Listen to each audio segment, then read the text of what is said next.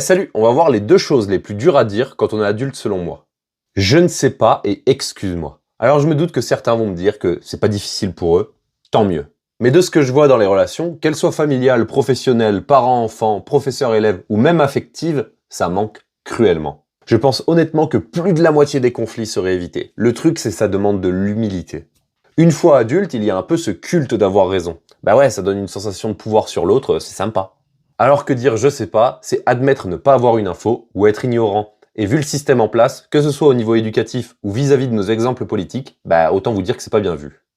Une des conséquences de ça, c'est l'effet de Dunning-Kruger, un biais cognitif qui nous donne l'impression d'être un expert dans un sujet, alors qu'on l'a tout juste abordé. C'est un vrai problème ce truc, parce qu'on se retrouve avec un tas de gens qui s'y connaissent pas vraiment sur un sujet et qui affirment des choses avec une conviction folle pour éviter de paraître ignorant.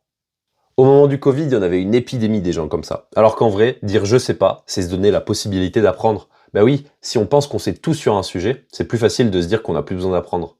Si on y pense, toutes les grandes découvertes et théories naissent de l'esprit de quelqu'un qui ne sait pas et qui se donne les moyens de chercher. Après, il y en a qui se rassurent en trouvant des réponses toutes faites auprès de certains cultes et autres dogmes pour justement éviter de faire face à leur ignorance. Et alors dire excuse-moi, aïe aïe aïe aïe aïe. Mon fils un jour, il est venu vers moi et il m'a demandé « Papa, c'est qui le plus fort du monde ?» Je lui ai répondu « Tu parles de quoi là? Tu parles de la bagarre ?» Et il m'a dit « Bah oui, c'est ça être fort, non ?»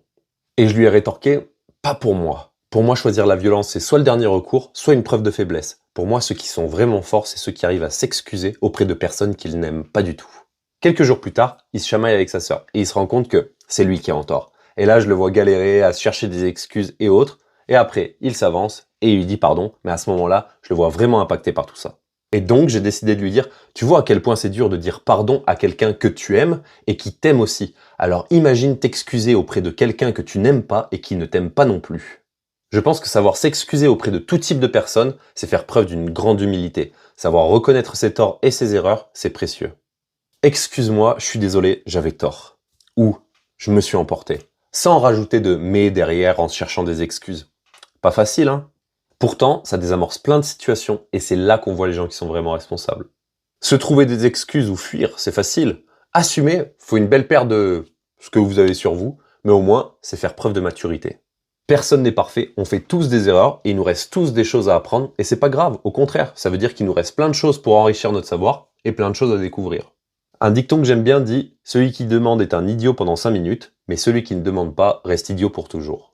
Alors acceptons de ne pas savoir et de faire des erreurs, parce que tout savoir, c'est impossible, et les seules personnes qui ne font pas d'erreurs sont ceux qui ne font rien. Et n'oubliez pas, l'important c'est pas de convaincre ou d'avoir raison, c'est juste de planter des graines.